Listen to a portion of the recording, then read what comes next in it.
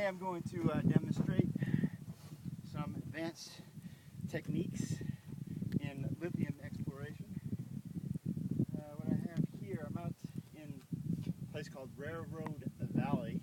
This is south central Nevada. I'm in what is commonly known as Playa or Eslar, which is a dry lake bed, which may or may not have brines of significant economic values of dissolved metals like lithium. So I pre-drilled this hole by hand, and I'm at the bottom, about 8 feet down there.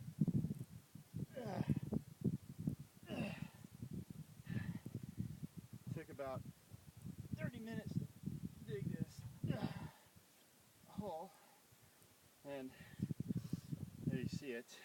We got a clay product. The problem is it's not too wet, and I'm looking for groundwater.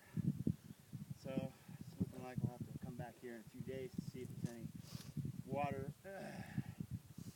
in this hole for the